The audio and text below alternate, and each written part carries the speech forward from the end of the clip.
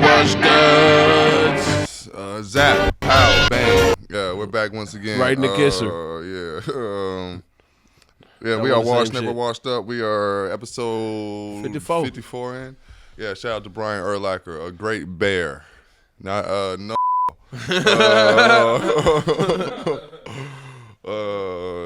I'm gonna leave that there. You left no room for improvisation on that. One-liner draft. But yeah, man, we are the Wash Guys, Wash Never Washed Up. I am Draft. Never washed up. I'm Sean-Luc Picard. Yeah, we are back once again, man. Taji is back, as you can see. A round of applause. Yeah. Taji's return. Yeah. No limit exposure. You know what I'm saying? It's back.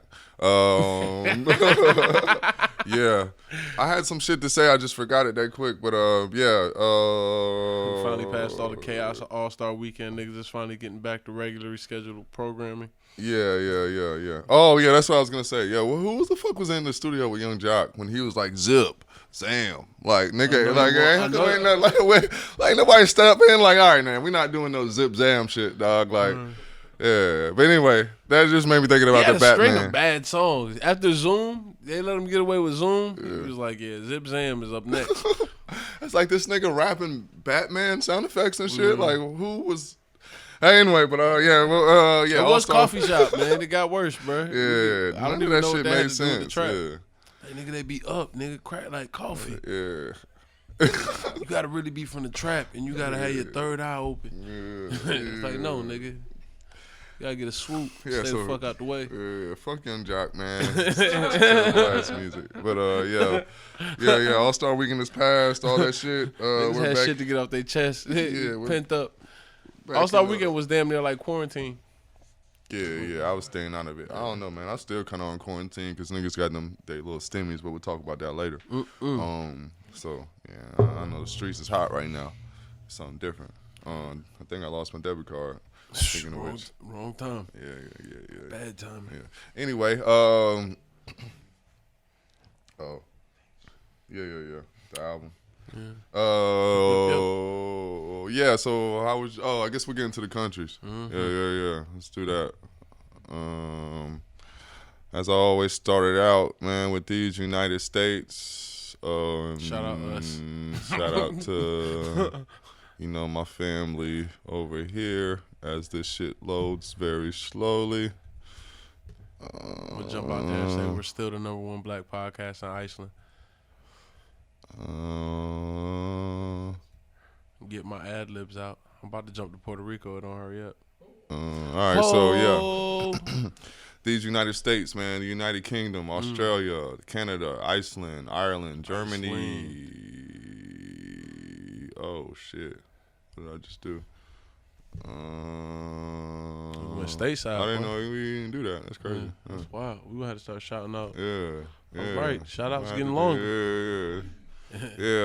Australia, Canada, Iceland, Ireland, Germany, Russia, India, France, Brazil, Norway, Finland, Costa Rica, Puerto Rico, Romania, Spain, Ecuador, New Zealand, Denmark, the Netherlands, Sweden, Singapore, Slovakia, Belgium, Italy, Qatar, Turkey, and Hong Kong. So yeah, appreciate everybody listening.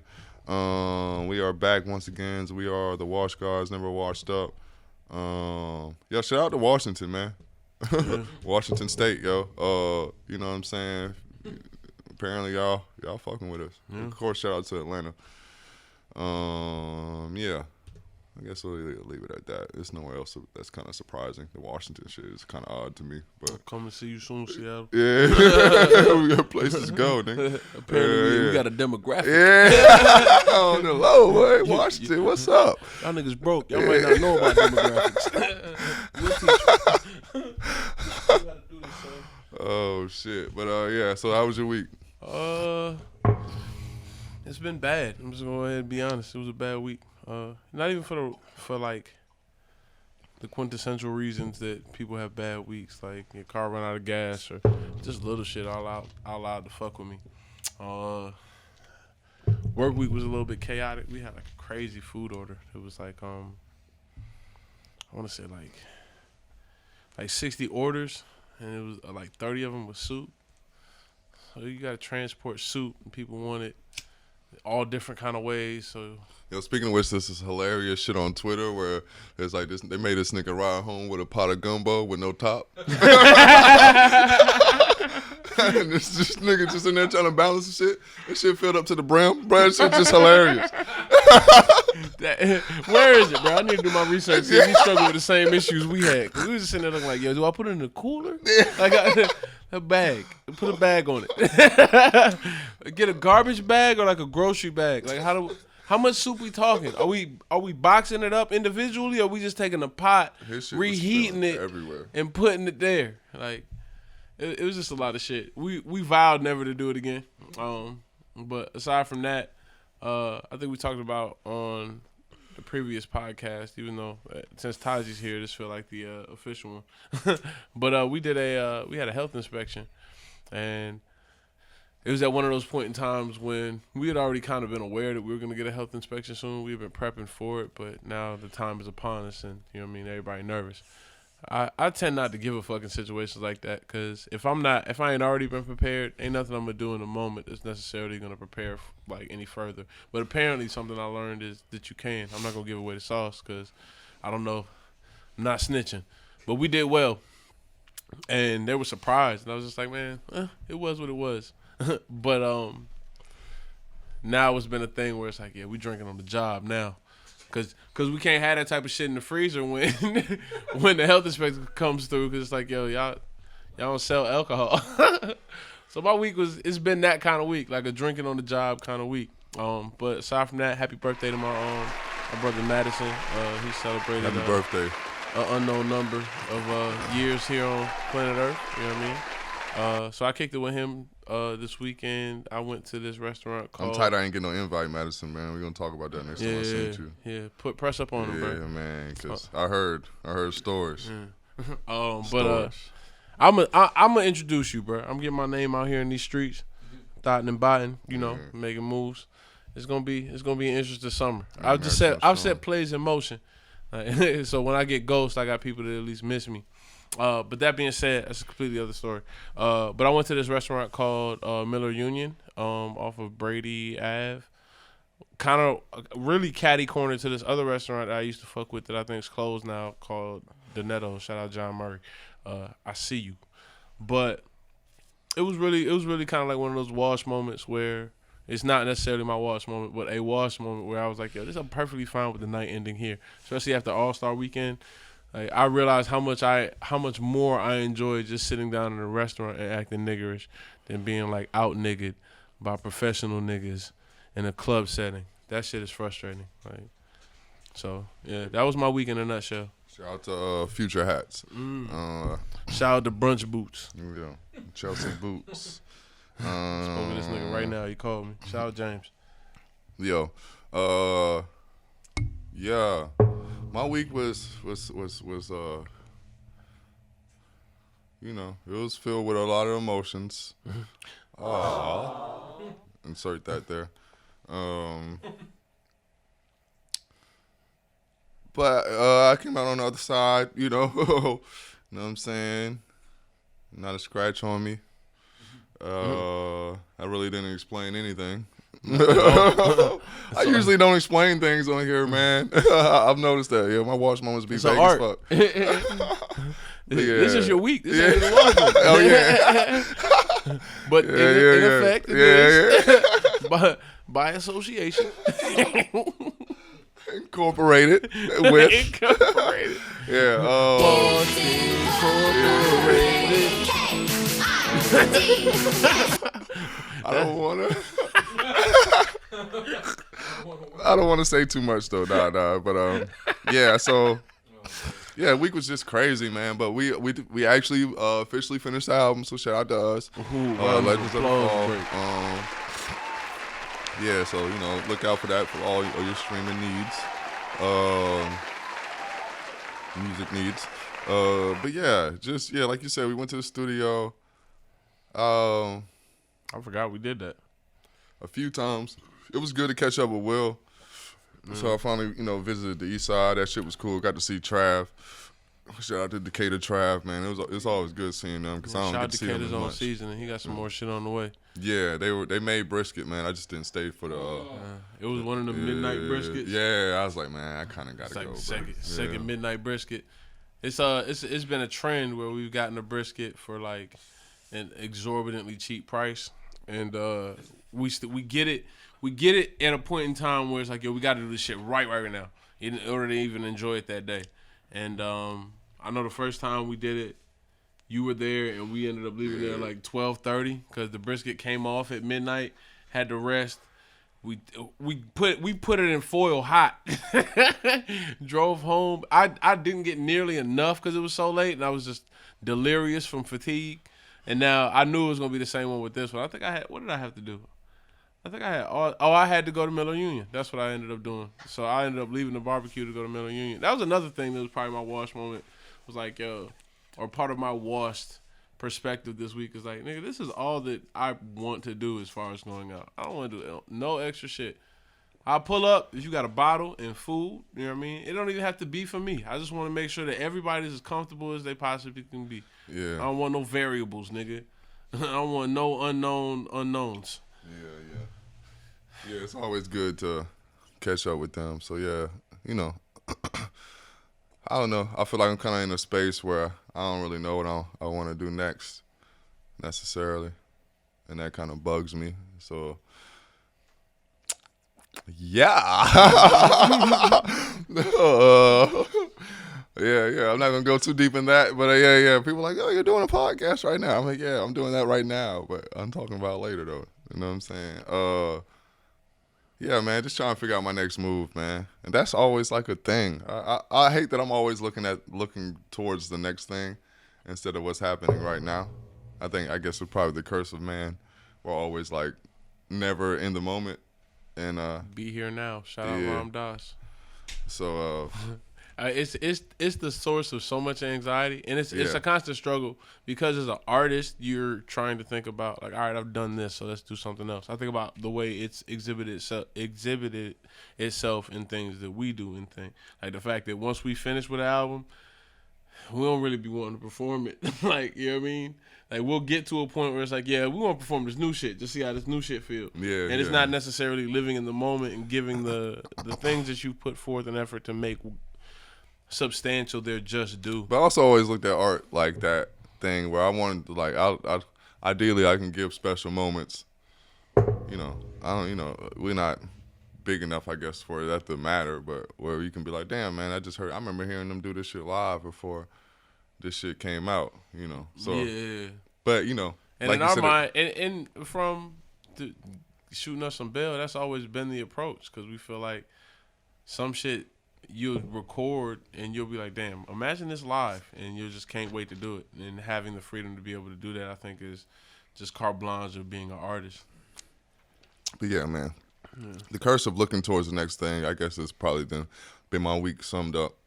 I know I didn't say anything specifically, but just like that thought, as you said, just causes a lot of anxiety and just, like I said, it bugs me. Trav either about to buy a motorcycle or start taking jujitsu.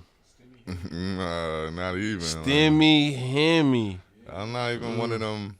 It's not like I want to do young shit. I'm burnt out from the city. Like, the city just, it ain't what it used to be, man. Like, for me personally, I just feel like I kind of buy a farm. Yeah, I feel like I outgrew the city a little bit. It's nothing. It's not a lot of things I'm necessarily interested in doing. I mean, I can go see bitches. I mean, bitches are there. Like, Atlanta's dope because it's always hoes. So niggas are never really bored, but what happens when you get bored of hoes? I'm bored of hoes right now.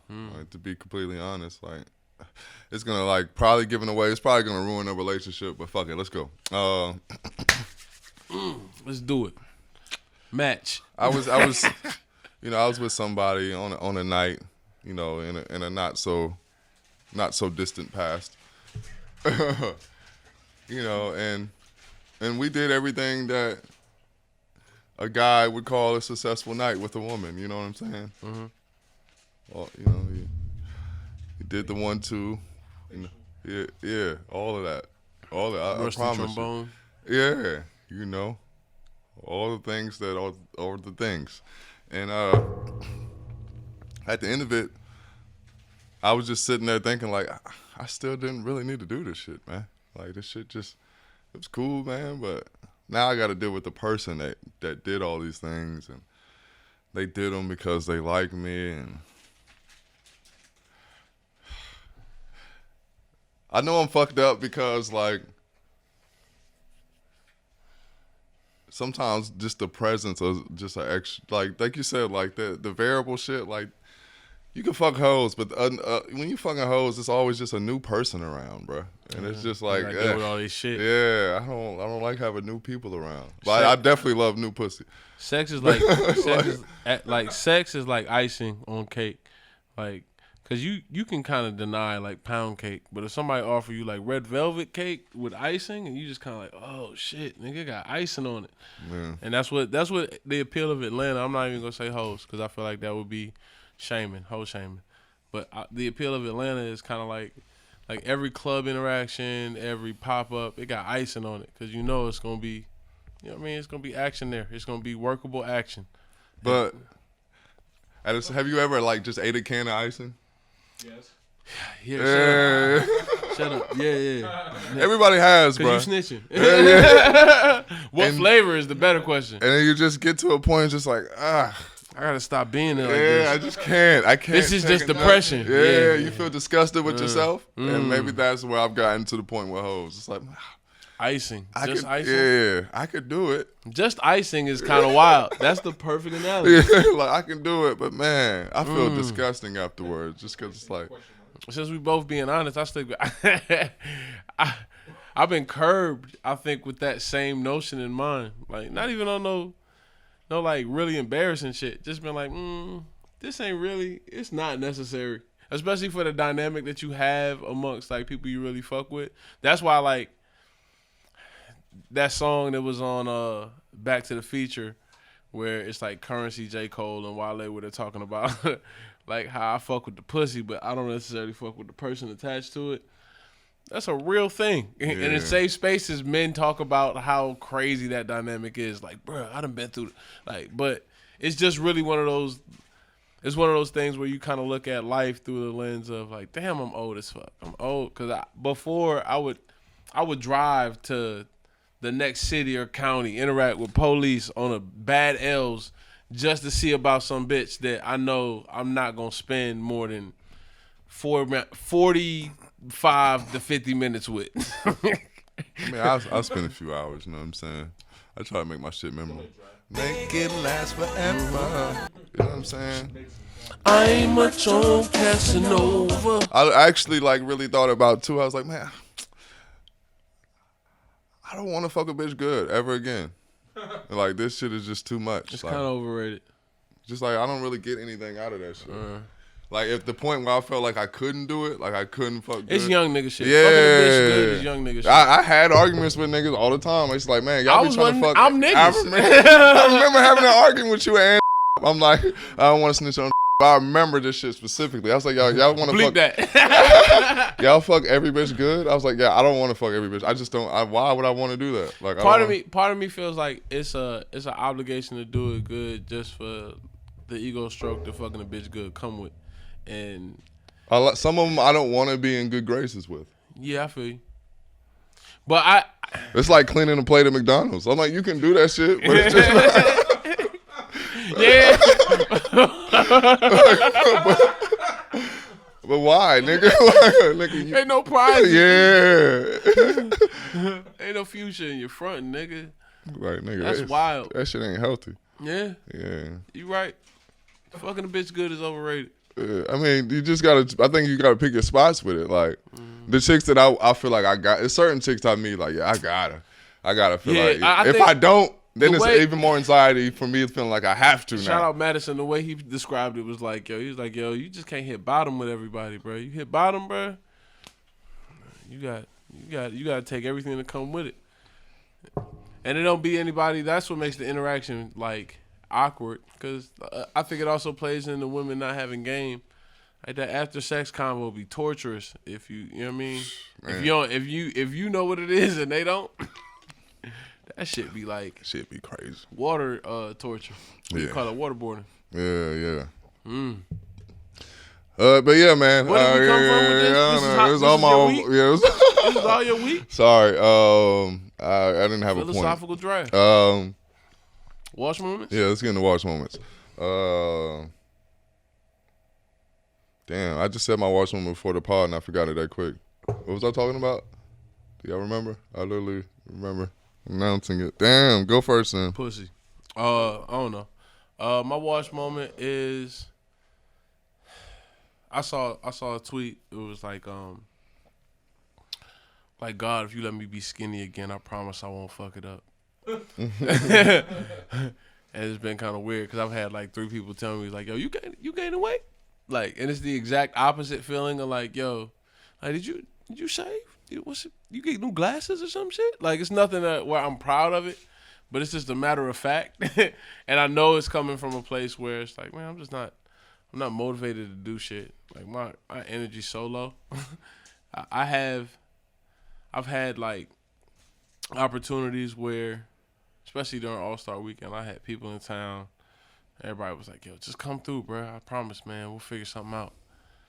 It's like, yo, I can't risk that. I can't risk my energy to figure something out. Because that's energy I could spend doing nothing. And I could recharge. I did get a lot of sleep this week, but only because like I actually did some work. Like I said, like Draft said, we went to the studio. I've been really busy at work, so I feel like I earned my own like time to myself. And in that time frame, all I did was eat. Nigga, we cooked twice this week. I made a leg of lamb. I made scalloped potatoes. It came out terrible, but everybody seemed to fuck with it. I think niggas don't know what scalloped potatoes are. I realize Draft mentions it a lot. I grew up like a Cosby. Niggas was like, oh, this is like macaroni and cheese, just with potatoes. I get it. I'm like, no, it's not. It takes so much more. Father's a doctor. And I didn't even think that was the case because my parents grew up so wild. Like, it was just more so the fact that they never were shy about recognizing wild shit and then steering away from it. So, like, I would see it, but only through the lens of whatever they allowed to come through. Like, you know what I'm saying? My grandfather was a raging alcoholic. I spent every weekend with my grandparents. I know what it was like to go through certain experiences, but, like, I also got the museums and, you know what I'm saying, music classes, and we also went to, like different environments. Like, I was cultured to a certain extent. So when I'm looking at, like, yo, scalloped potatoes is just like, yo, or knowing how to cook, it being a basic skill, it's like, yo, some people just don't, they never learned that shit. They never taught that. Yeah. But yeah, my watch moment is just I'm getting to a point where I don't have the energy to do the shit like I used to, like running. I tried to ride my bike the beginning of this week, and the bike, I had mechanical issues. I'm like, I don't even feel like doing this shit. I don't feel like doing it myself. I don't feel like paying nobody. It's like, fuck it is at an all-time high right now, and I think it's only because, like, I'm just like, ugh. Maybe I'm depressed. I don't know. Fuck it though. Yeah. Fuck it low. But that's my watch moment. I'm fat again. All right, well. A lot of applause.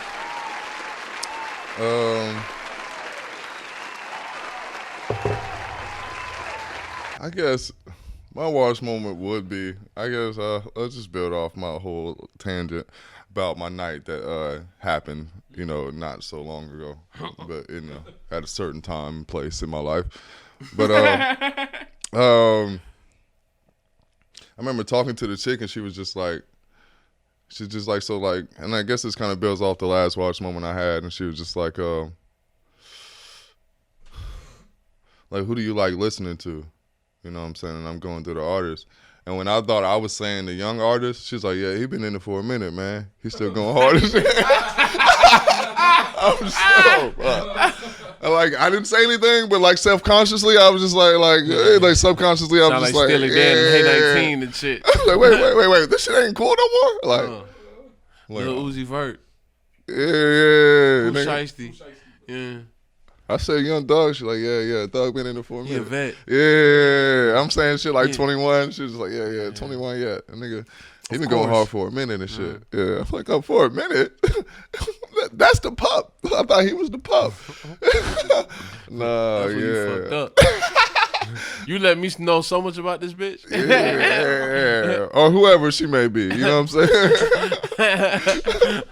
This person, man. You know what I'm saying? It was just a person I had a conversation with. Naked. Oh, shit. But yeah.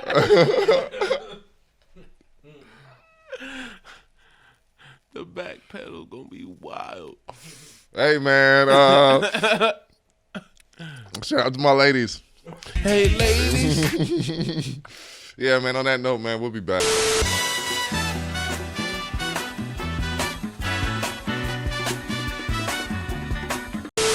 Shout out to the Academy. We are back once again. We are washed, never washed up, like always. Never washed up. Yeah, well, but yeah, shout out to the Academy, man. Apparently the Grammys just happened over the weekend. Mm-hmm. I'm never really that tuned into the Grammys, but we could talk about it. Apparently, I was anticipating it so much and had no idea until I found out. I was already disappointed. Yeah.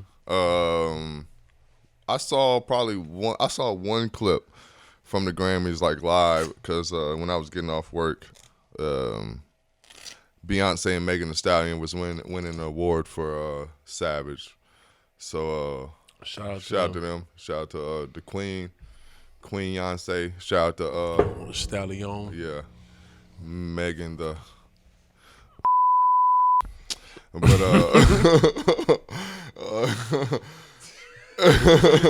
Megan the crazy. That's the name of the pod. No, it's not. It's the name of the pod of you pussy, nigga. Nah, it's I'm not pussy, good. yeah. It's not a I'm good pussy. enough name. Call me. Ooh, Some shit. I don't know. He gonna write a book. Yeah. Write a book on your ass. But so I thought that was cool. Like the funny thing I saw, it was like it showed the writers for like the award, and it shit said Sean Carter. I was like, oh, that's crazy. This nigga wrote on Savage. What would you do if your wife? Hov got a Grammy for Savage. That's just one thing no one's talked about yet that I'm like thought was kind of crazy, bro. Hov got a Grammy for that shit. If your wife had a feature on a hit record with a rapper, nigga, why don't you say, hold on, wait a minute. One of the things that I remember hearing about, this is gonna be a real Atlanta reference, but Jerica and Thug. Ew. That was that when she was trying to rap, this nigga Thug was really like, nigga, you gotta figure this shit out.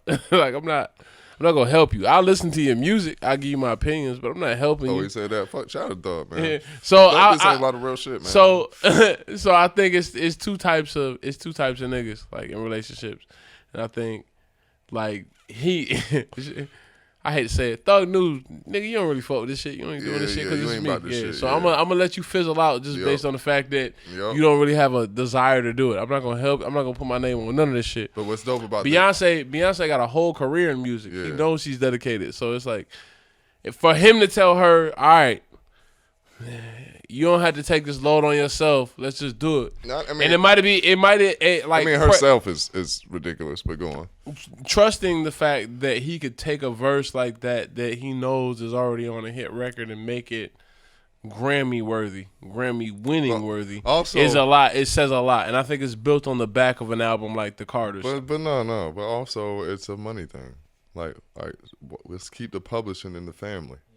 So you could get Beyonce at the end of the day, realistically, she ain't writing that shit. Yeah, so why would we have a writer on the song when I'm a writer? So look, I don't think most people at our level think like that. Of course we do because I think he thinks like that. I know he does. Yeah. That's what I think the play was. But and that's why I respect it too. I'm not even talking down on it. No, I know you're not. Yeah. But the only reason that we're looking at it like, oh shit, Jay got a Grammy for Savage with Meg Thee Stallion and Beyonce is impressive to us because we know what goes into making a verse. Yeah. We know what goes into making a verse for somebody.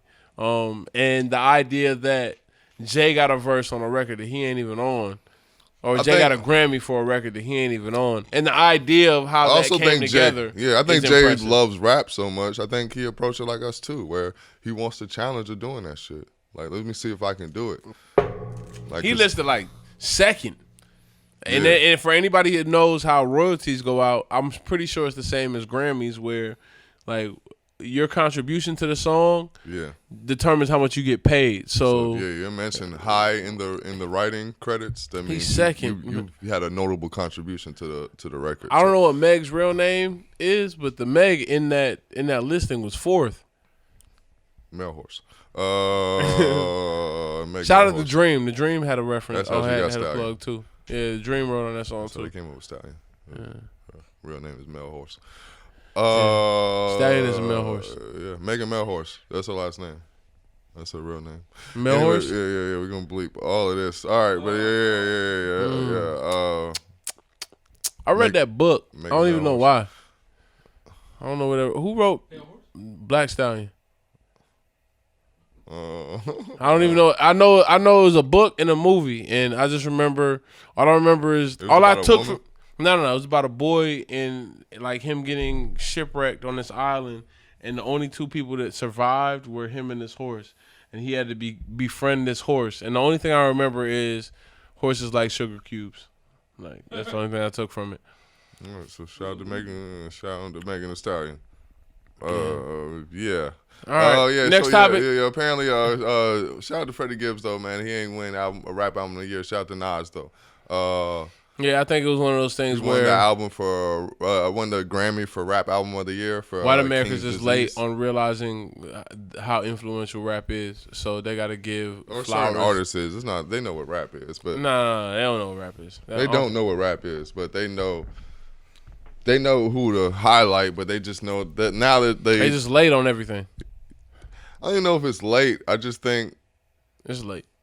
I think the outcry of like real support, like with it for artists in our community, like the artists that mean something to the black community, like got so overwhelming. Now they're just giving retroactive awards. So how is that any different from being late? Because it's not. It's like yo, no. What I'm saying is like being late means you gave a fuck, but you just missed it. They know they were missing it. It's just that it got so overwhelming that it's public outcry making them do this shit. They knew what the fuck was going on. They knew who the fuck Nas is. They got #1 records. They know who the fuck he is. They just don't highlight that type of shit because he's not palatable for. At the time, he wasn't palatable for the Grammys. He's a fucking. Oh, so you're saying this is like a knowledgeable negligence, not ignorance. Like they weren't ignorant of the fact; they just chose not to acknowledge it in the time frame. That's what I mean. Most culturally relevant. Some people be late because like they ain't like niggas is late on Jordans and shit. Like niggas who just got into Jordans, they late because they really just actually missed it. The Grammys ain't actually missed it. A nigga with better shoes on, fuck they bitch, and now like, oh shit, what you mean by resale value? What's desktop? Now Grammy, it's just like the George Floyd or that whole shit. The whole blacking out squares and all that other bullshit we went through during the pandemic. It's just like what the equity in black culture is, and they're kind of like, oh, okay, all right, well let's. And it serves. And I think okay, so let's say that they assumed that Nas would be the better choice over anybody else based off of his equity in the game, and the fact that Nas has had a number of songs that rank Grammy nominations, a number of projects that may have ranked Grammy nominations, and he got snubbed because they chose not to acknowledge rap in the realm where it deserved the same respect as other genres of music. But also, man, I don't know. Like, rap is funny too, though. So, for people to be mad that Nas ain't got a Grammy, but I mean, I'm not in that side of culture to know who the white artists are that are like very artistic. But I mean, I know Taylor Swift won Grammy for Album of the Year. So if it's like who under Taylor Swift is one of those artists that is probably an unsung hero. Yeah. We talk about that. Who? Yeah, I don't know who the fuck that is, but shout out to Sufjan Stevens. Apparently, you, according to Taji, you should have got this Grammy over Taylor Swift. Yeah, so I'm gonna stand with you just 'cause my nigga ride with you. I'm just gonna be honest with you. But me and Will had this conversation a few years ago, and one of the groups I always use in order to make this example is the Silvers. Silvers came out of the Motown era. They sounded a lot like the Jacksons. They were a group of brothers and sisters who were musicians. They have a lot of songs that are sampled by hip hop producers that became classics. And if you do sample digging like the people I'm around do, you realize, oh shit, nigga, they pop up 1,000 times in all these random hit records.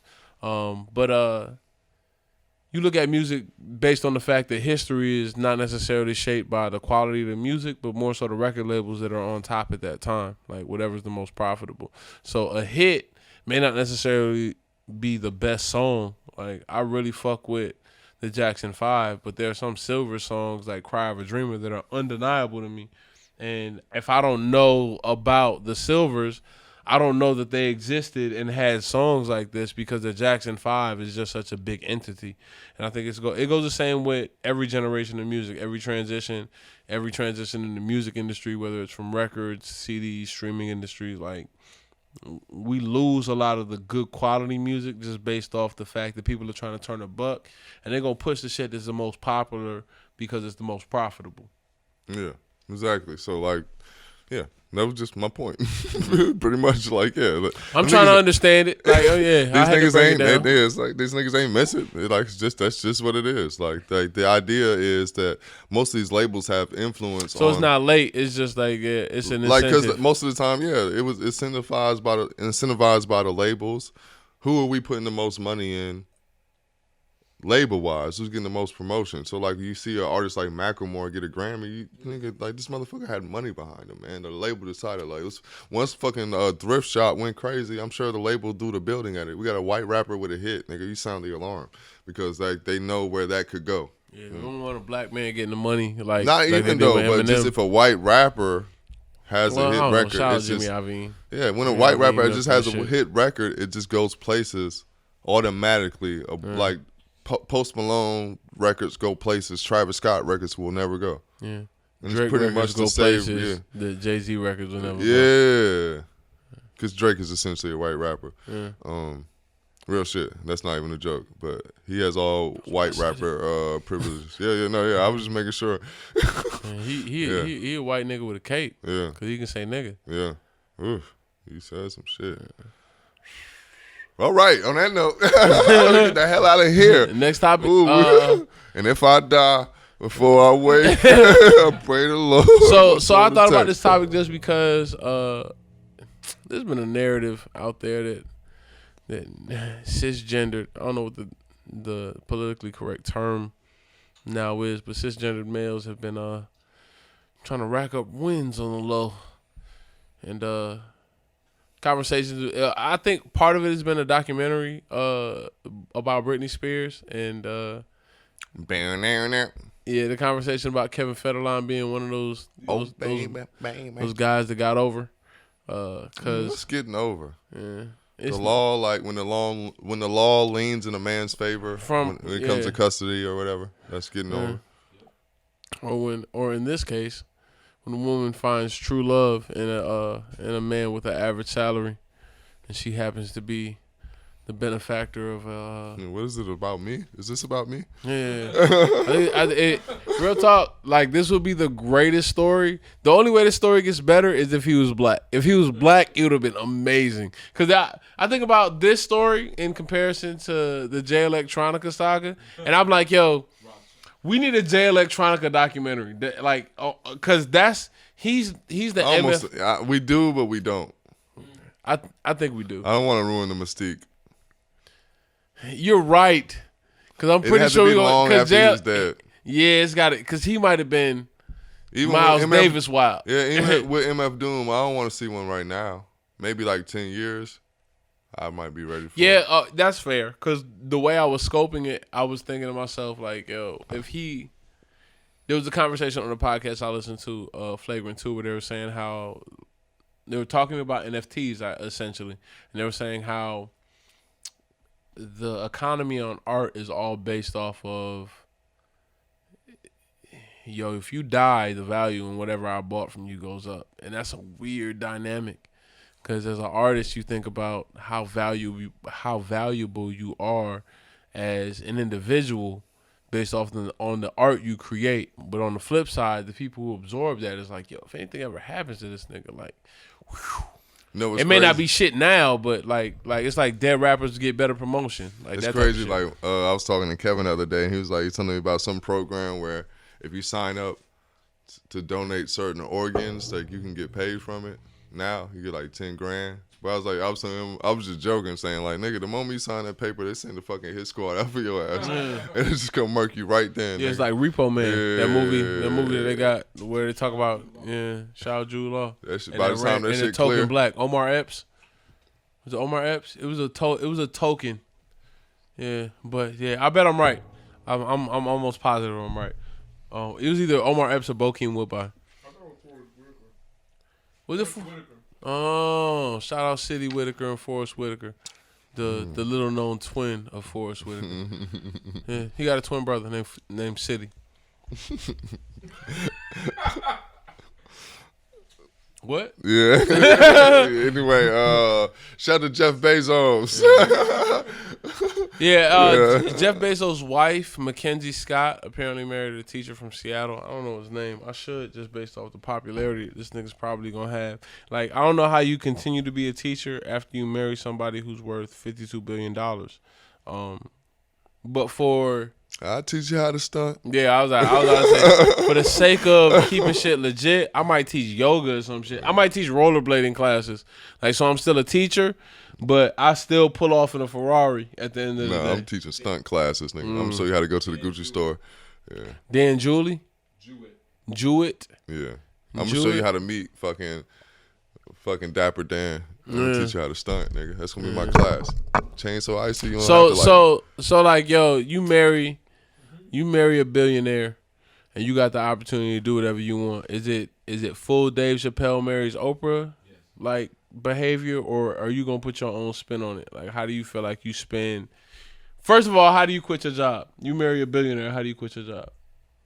I don't know if I quit my job.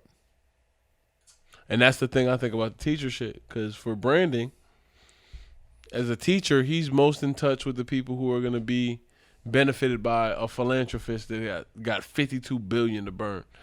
Yeah, I don't know if I would quit my job. I might get a different job, maybe.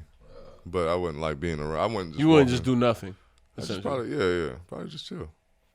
You would do nothing. Yeah, I would do nothing. So you would quit. No, I'm saying I would do nothing. Like, I wouldn't alter my life drastically. Oh, so you.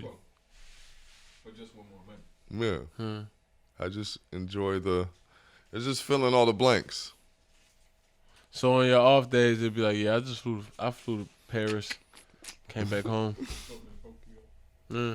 I feel like that's actually I went a to good sleep balance. in Paris and woke up in Tokyo. You do shit like that on your days off, and then you come back and just do regular work shit. Is like I think is a good balance of everything. Like, it keeps you sane.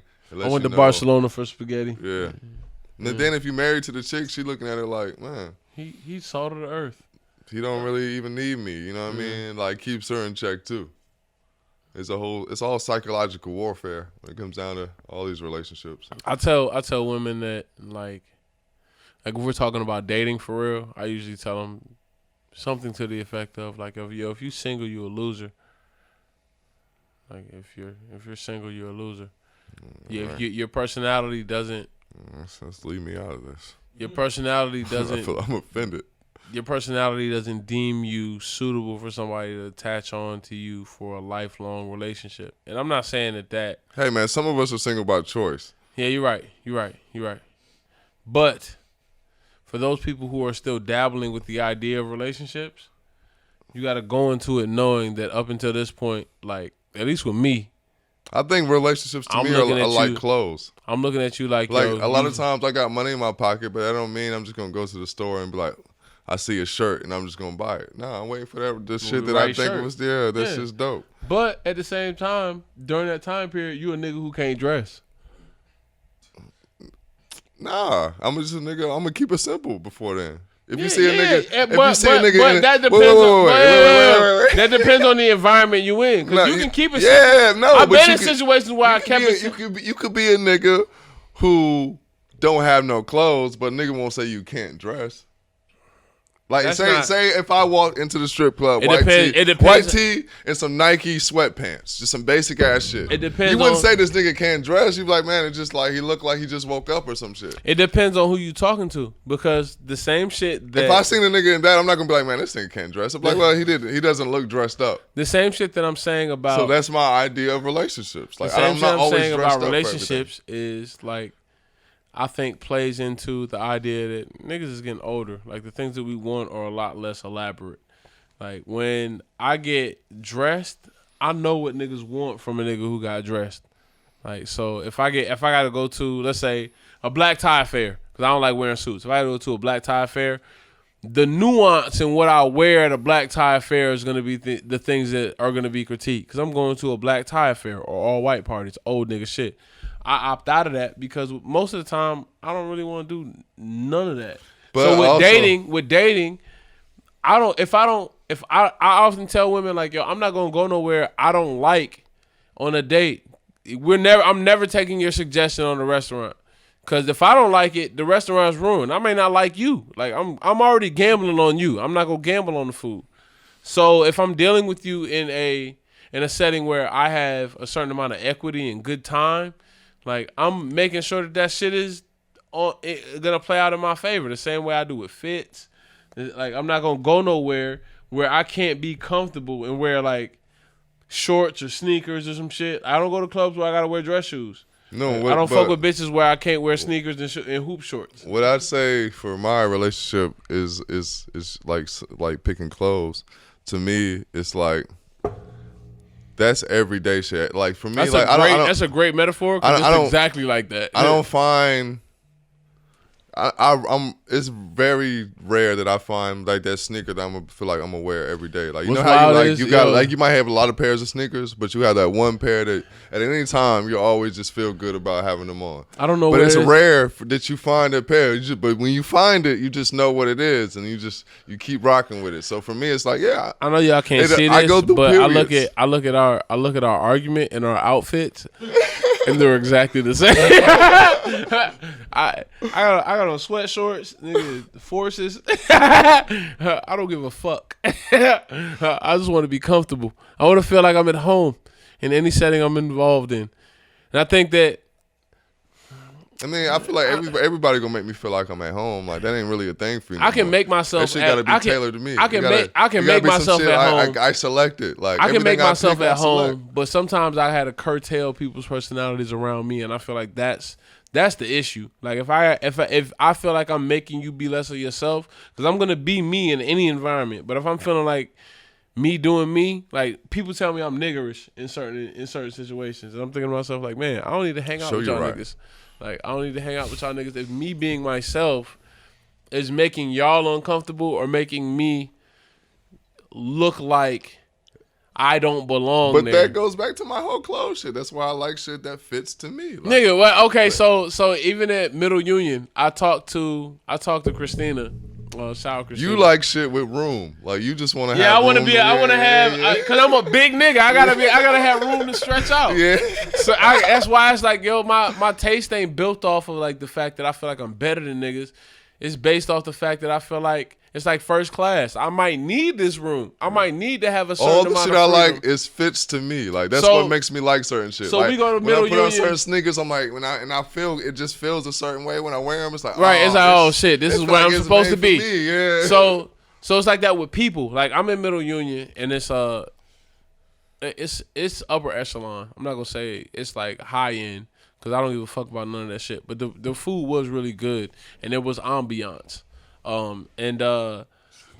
We have our own table. The way the restaurant's set up, it's almost in sections, so you don't feel like you're ever eating in a group dining area. It almost feels like maybe like a private area with 4 or 5 people in it outside of you.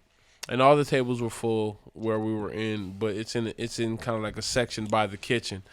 And I'm being myself. We're laughing and joking to the extent where like it made other people who were having more quiet, reserved conversations feel uncomfortable, but it was really like it was funny. It wasn't to the point where it made anybody feel uncomfortable where they complained. It was just like, yo, you kind of gotta deal with me.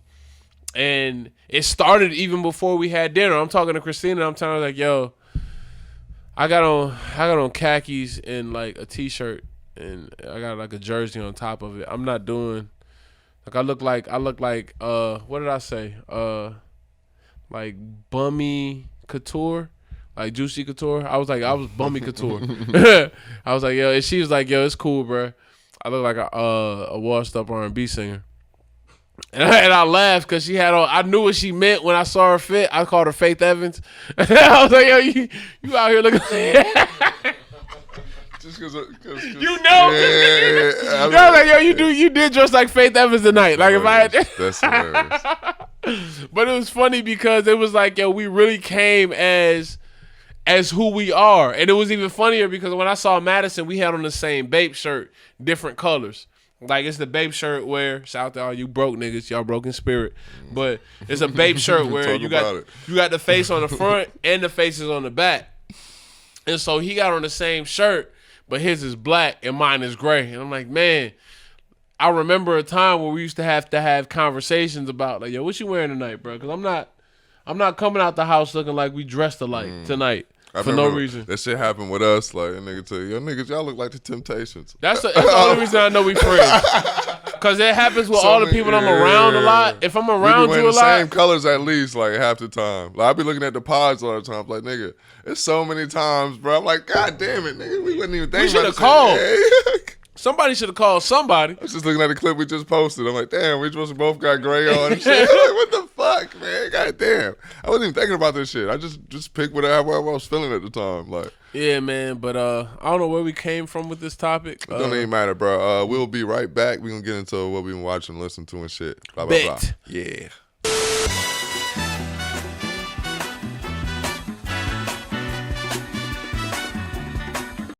Boys are back in town. Bang. Yeah, we're back once again. Yeah. We're going to end this episode as we always do and what we've been watching and what we've been listening to. Yeah, I apologize to all the guys and goddesses. I don't really have much I can give y'all right now. Neither do I. It's been a slow week. I just super slow. Went back like retroactively like through all my streaming services. I've been living life, man. I don't give a fuck about what's streaming right now. Same. But yeah, so I haven't really been watching much as far as what I've been listening to. Shout out to Pirate. Shout out to my nigga Martin. And by my nigga, I mean a white fellow that I'm... Call him my nigga because he's included. Yeah. I call my son... Because he sound like one. Yeah. Shout out ATL. But yeah, man, Wish You Were Here, Pink Floyd. The song... I thought it was a pretty amazing song. Just one of them joints he played during a drinking session. And I really enjoyed it. Other than that, I don't really have no new shit for y'all. I'm sorry. I'll be back next week, but I will add Judas and the Black Messiah. Broad Day with that's a Hit Boy joint on that album. I thought it was really dope. Also, Last Man Standing, Polo G. Other than that, it's pretty much all I've been listening to. This thing mentioned Polo G in the previous podcast. I just want to shout that out. Oh, I did? Yeah. Yeah, I'm gonna let him find it. I'm not even gonna say shit else. Did I mention this song? Mm-hmm. Oh. No, you didn't. But you mentioned Polo G by name. But it's cool. We won't worry about it. We won't worry about it until you find it. No, but, I mean, is that a problem? No, it's not a problem. You good. Hypocritical draft coming soon. I said I didn't like Polo G.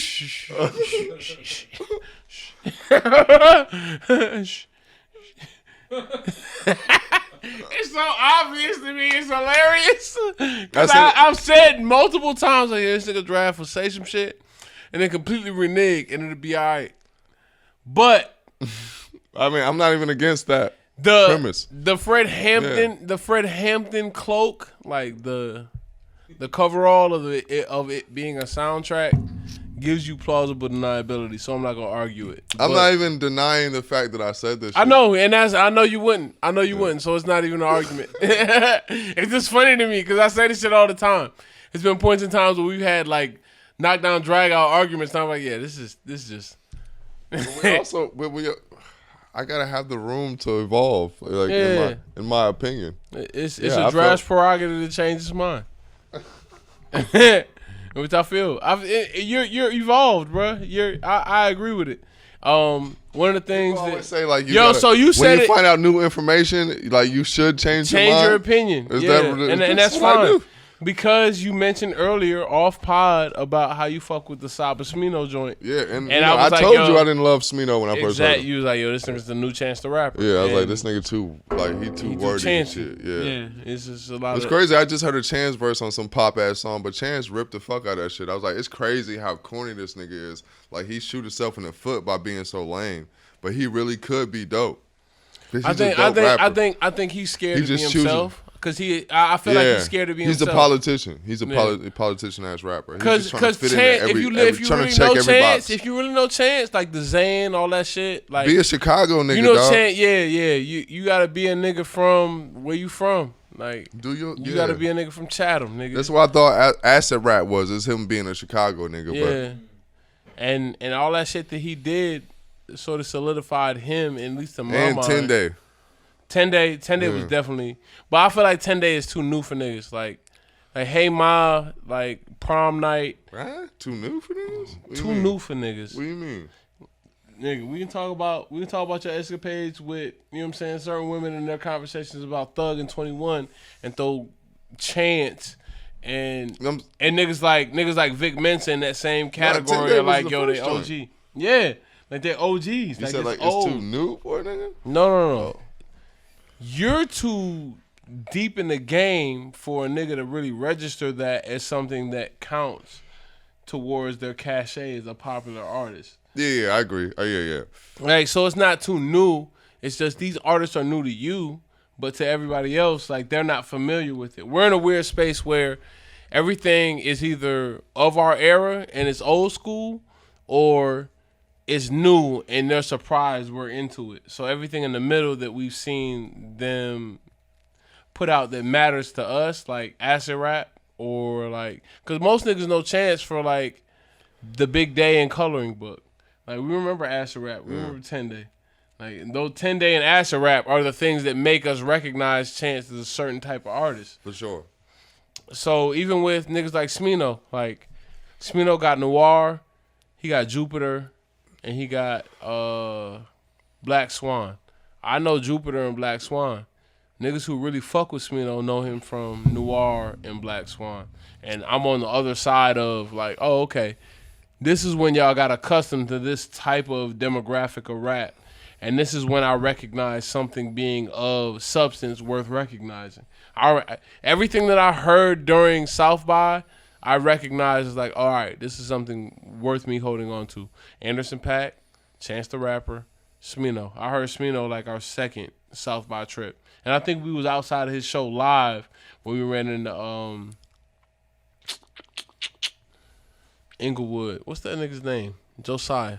Yeah, when we ran into Josiah on South by. Oh yeah. And I remember us leaving like the Spotify show and Smino was performing. Yeah. And I'm being like, damn, this nigga's really, really hard. Yeah, I think Janelle Monáe came out. Yeah. SZA came out. Yep, SZA came out. It was a lot of dope people that came out for that show, and I'm like, oh shit. He don't seem uncomfortable in this environment. It wasn't even necessarily the songs that he had performed, because I hadn't heard any of his music until, ironically, I was at the airport leaving. And it made a difference because, nigga, I know him in different environments. The dimensions that you hear in certain artists in make a big difference on how you feel about them. So, like at this time, Chance the Rapper, like, his perspective is completely based off of what he's done that got him to a perspective that, or that got him to a level where people who are just getting into music, who are into popular music, whatever they hear on the radio, they recognize him as an underground artist, where we saw him like become a diamond in the rough, so to speak.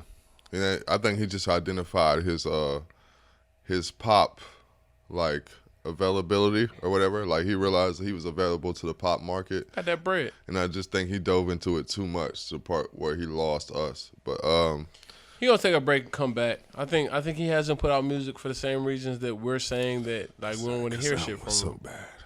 Really? So, yeah, I mean, I don't know, but it does sound so bad. It sounds bad. Other than that, I've been listening to Purple Haze, Cameron, all of the more reasons. The reasons. He's like, let me tell you a story. Yeah, man, I just love that beat. I love to hear it flipped into hip hop. I love that. It's very Ghostface-esque. Yeah. It's a dividing line between niggas who flip Cam samples, got a lot of Ghostface in him. Cam and Ghostface. Yeah, Cam got a lot of Ghostface. Two schools of thought, nigga. Yeah. Either you picking roaches out your cereal box, or Yeah. you coming home with me. Yeah. Other than that, River Tiber, still been listening to Acid Test. Great joint. Another joint I like. Oh, that was my watch moment I was supposed to say. Oh yeah. But I'll save it. But anyway, save it. Yeah. Championship still been listening to Meek Mill. Championship still love that album. Shout out to Jay Hayes. Game ain't free. Shout out my brother Jay Hayes, man. Shout out Jay Hayes. Him and Swain got a really dope EP called Game Ain't Free. Definitely listen to that. It's featuring civil rights. So, but other than that, it's actually really a really dope project. Like sometimes, like like shit. My brother family, like sometimes he'll do shit. I'm like, damn, nigga. We did some shit. Not even, or like that's just fire. Like that's fire that you did that shit. Like I'm not involved. Like it's just fire that nigga. I didn't know you could do that type of shit. So I involve my shit in any shit that my niggas got going. But So other than that, they don't never forget where they came from. by Dom Kennedy. That's a good album. Yeah. Thank you, Biggie. It's one of my favorite joints. Too Bad is like one of my favorite joints. Too Bad. Yeah. Too Bad was a joint that I was thinking about. Oh yeah, Get Home Safely. Been listening to a lot of Dom Kennedy, After School, Erica Part 2, and amazing song. Black Bentleys. So yeah, Watch I just is ended the like Motherland. that. Honorable mention. Yeah. What else? What you got? Podcast. I'll start with that because it's the most recent. I listened to the No Jumper Travis Porter podcast. It was refreshing just to hear Atlanta niggas talk on a platform where I feel like a lot of niggas don't know how influential Atlanta niggas have been in the hip hop industry for a long time. Well, I think one of the few conversations we've had that's been seldom touched on is the comparison between Atlanta turn-up groups and the way the game has changed as far as like the way Atlanta rap is represented in hip-hop. And they talk about a lot of the comparisons between Travis Porter and Migos, even though if you're looking at them as two groups, it don't make sense. But from the standpoint of influence and the way that music distributed from Atlanta during that time period, if you were here, it makes perfect sense. Like, it was some shit that was grassroots, only us knew about, but they had the ability to have international hits randomly. Bando wasn't supposed to make it out of the A. Like I don't think the dude with no hands, Roscoe Dash shit, was supposed to make it out of the A. It was just some shit that came about. But Roscoe Dash was one of those niggas who sounded just like Travis Porter. If you weren't from here, you didn't know who Travis Porter was. You just knew the song that Waka and Wale was on. So it was an interesting listen. They sound like very quintessential Atlanta niggas, real nonchalant about the type of influence they have, but really kind of set a wave in the city during a certain time frame. What else did I listen to? A lot of Karunga Ben, a lot of Salt. I've been listening to Salt 7. Shout out This Is America.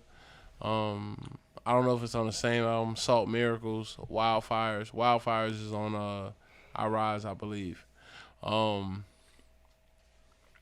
Marciano, Mount Marcy. Mac to Attack recently made a resurgence on iTunes. For a while it was off.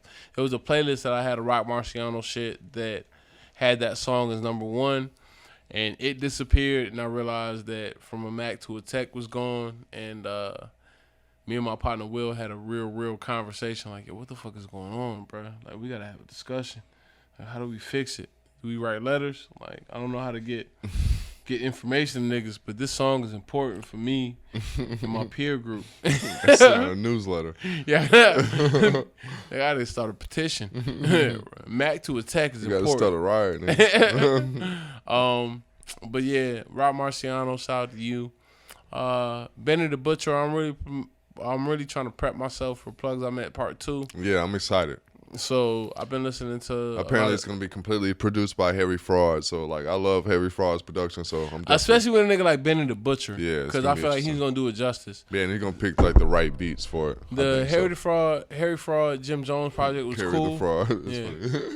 That's and then triple entendre. Don't even ask me how. But yeah, the Harry Fraud, Jim Jones project was cool. But in the back of my mind, listening to it, I was thinking to myself, like, yo, this would be so much better with a better. I'm glad you said it, because I didn't even get the chance to finish it. So when they play this back, I won't be incriminated. But yeah, I really felt like it would be so much better with a different rapper on it. So the Benny the Butcher, Harry the Fraud project gives me a lot of hope for what they got going independently. Keep calling this nigga Harry the Fraud. Yeah, shout out Harry the Fraud.